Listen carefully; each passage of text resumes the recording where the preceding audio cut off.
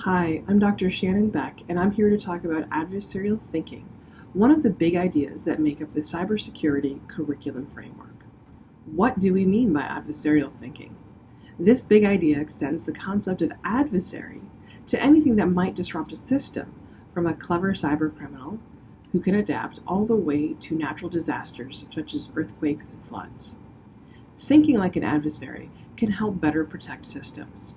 This is vital when designing, creating, and defending systems. Think of a smartphone. There's software, you've got the apps that actually run on the phone, and a complex operating system that helps make that system usable. You've got the hardware for processing and the screen for input and output, and for audible things as well. And then you've got the complex system of networks and communication and other software and hardware in the real physical world to handle all of the communications and networking necessary to make cell phones work and interact with other cell phones and other devices. Defense is easier when it's started in the design phase. When building a castle, a big part of the design is to protect and limit access.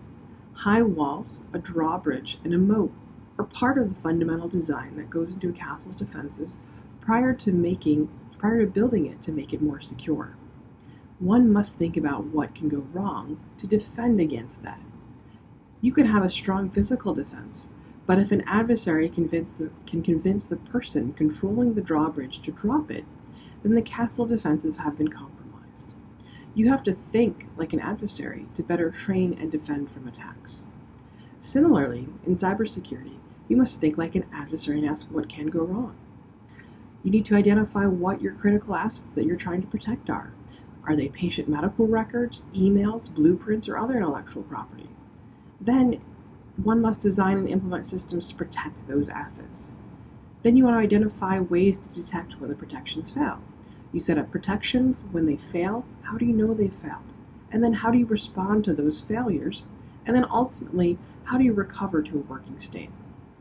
Unlike a castle where attackers must be at or near the castle, cyber adversaries can launch attackers from a computer that's in another room, another state, another country, another continent.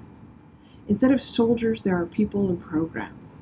Programs don't get tired, and one type of attack is a distributed denial of service attack. This type of attack is launched from many systems in many locations at the same time. How do the attackers launch it for so many systems? Well, they take control of other people's devices. It can be a computer, a smartphone, even a refrigerator or a webcam. These compromised systems have the malicious software that can then be used to attack other systems, websites, companies, and even people. An adversary might attempt to find these key assets, such as computers, compromise them, all while avoiding detection. The most challenging of adversaries can adapt their defenses and adjust their attacks based on the system's responses.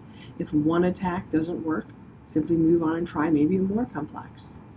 The idea is, for this big idea, is to have students really challenge their assumptions and practice thinking about opposing forces for human adversaries and the capabilities and actions. For human adversaries, intentions matter. Is it a white hat hacker working to really secure a system by testing out those defenses? Is it a black hat hacker who wants to attack a system to cause harm or steal information?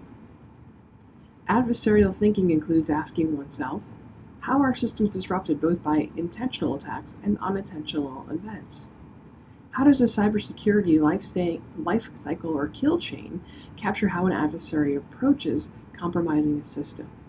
And this kill chain is actually part of the big idea that's explored in depth. Another question to ask is, how is the presence of opposing forces considered when creating that system's defense? Adversarial thinking is really woven throughout the other big ideas, and it's vital to securing and protecting the systems, data, and people. The cyber kill chain model can help students to explore the different phases of an attack and better understand how defenses can be designed into systems to help better analyze the threats and vulnerabilities, as well as the attacks that can happen. Thank you so much for your interest in the cybersecurity curriculum framework, and remember, thinking like an adversary can help better protect against those adversaries.